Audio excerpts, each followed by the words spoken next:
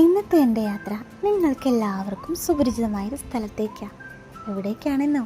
ഇതാ നോക്കി. അയ്യോ, H&M അല്ല കേട്ടോ, പാവങ്ങളുടെ H&M ദാ എൻ്റെ സുഡിയോയിലേക്ക്. അങ്ങനെ രണ്ടും കൽപ്പിച്ച് സുഡിയോൻ്റെ അടുത്തേക്ക് കയറാൻ തീരുമാനിച്ചു. നമ്മുടെ സുഡിയോ അല്ലേ, നല്ല കളക്ഷൻ ഉണ്ടാക്കും. പറഞ്ഞതുപോലെ നല്ല കളക്ഷൻ ഉണ്ട് കേട്ടോ. പക്ഷേ എനിക്ക് മനസ്സിനിണങ്ങിയതൊന്നും അങ്ങ് സെറ്റായില്ല. പിന്നെ ഇതാ നോക്കിയപ്പോൾ ഒരു മിറർ, പിന്നെ ഒരു മിറർ സെൽഫി എടുത്ത് കുറച്ച് ക്യൂട്ട്നെസ്സും വാരി വിതറി നേരെ ഇറങ്ങി.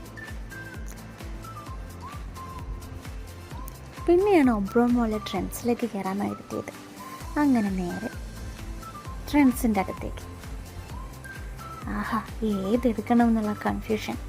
വലത്തോട്ട് തിരിയണോ അതോ ഇടത്തോട്ട് തിരിയണോ? പിന്നെ ഒന്നും നോക്കിയില്ല, ഒരറ്റാക്കായിരുന്നു. എല്ലാ സെഷനിലും കയറി എല്ലാം നോക്കി. അങ്ങനെ ഇഷ്ടപ്പെട്ടൊരു 1-2 ഡ്രസ്സ് നമ്മൾ അങ്ങോട്ട് എടുത്തു. പിന്നെയാണ് ഞാൻ ശ്രദ്ധിച്ചത്, ഓണത്തെ എത്ര മനോഹരമായിട്ടാണ് ഒബ്രോൺ മോൾ സ്വീകരിച്ചിരിക്കുന്നതെന്ന്. കണ്ടില്ലേ, എന്തോരം അത്തപ്പൂക്കളാണ്. ഇതെല്ലാം ജഡ്ജ് ചെയ്യുന്നത് അവിടെ വരുന്ന കസ്റ്റമേഴ്സാണ് കേട്ടോ. ഏതിന് വേണമെങ്കിലും നമുക്ക് മാർക്കിടാം. പിന്നെ ഇതാ ആരാ ഇരിക്കണേ നോക്കിയേ, കണ്ടില്ലേ, ഇതാണ് ഒബ്രോൺ ഓണം. കൊച്ചിക്കാർക്ക് ഇതൊന്നും ഒരു പുതുമയല്ല കേട്ടോ, അവരെല്ലാം ആഘോഷിക്കുന്നവരല്ലേ. കണ്ടില്ലേ ആരായിരിക്കുന്നതെന്ന്. അത്രയ്ക്ക് മനോഹരമായിട്ടാണ് ഒബ്രോൺ മോൾ ഇവിടെ എല്ലാം സെറ്റ് ചെയ്തിരിക്കുന്നത്. ഓണത്തെ ഇത്രയും നന്നായി ഒരുക്കാൻ വേറെ ആർക്ക് സാധിക്കും?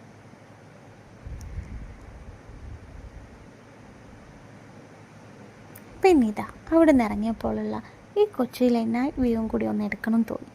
അതും കൂടി പകർത്തി ഇനി ഞാൻ എൻ്റെ ഒബ്രോൺ മോളോട് ടാറ്റ പറയാം. നേരെ റൂമിലോട്ട്. ടാറ്റാ.